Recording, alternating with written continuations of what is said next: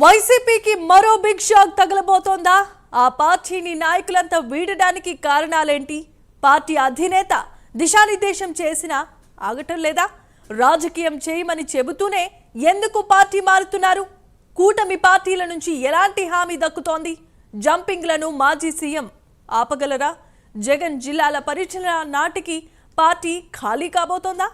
వైసీపీలో అసలేం జరుగుతోంది?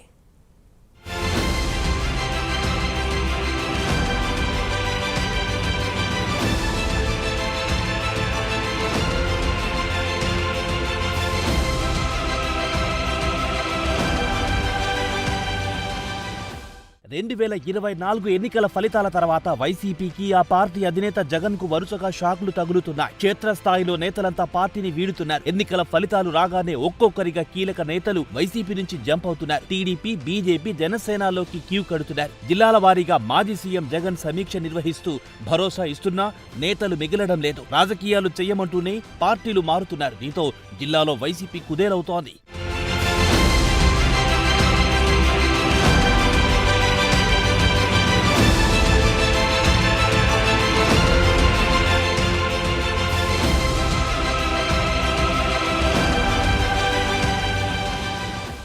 మొన్నటి వరకు పార్టీకి వెన్నుముకగా ఉన్న ఆళ్ల నాని, సుచరిత, ధర్మాన ప్రసాదరావు, కేసినేని నాని వంటి నేతలు ఇదే బాటలో ఉన్నారు. సార్వత్రిక ఎన్నికల ఫలితాలు రాగానే నేతలంతా సైలెంట్ అయిపోయారు. నియోజకవర్గాల్లో తిరగలేని పరిస్థితి. తమదే విజయమంటూ ప్రకటనలు చేసిన నేతలు ప్రజలకు ముఖం చూపించలేకపోతున్నారు. కనీసం పార్టీ కార్యకర్తలను సైతం పట్టించుకోవడం లేదు. దీంతో చాలా నియోజకవర్గాల్లో కింది స్థాయి నేతలు, కార్యకర్తలు కూటమి బాట పట్టారు.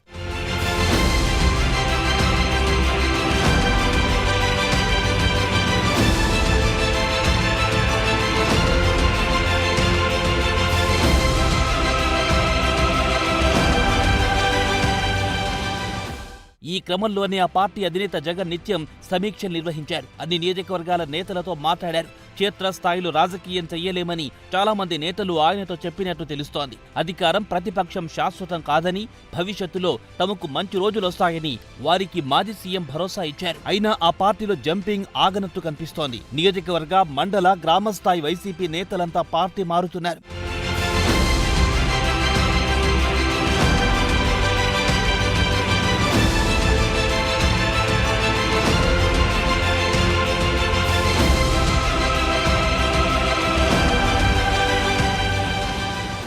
వైసీపీలో ఉంటే రాజకీయ భవిష్యత్ ఉండదని గ్రహించి ముందే సర్దేసుకుంటున్నారు.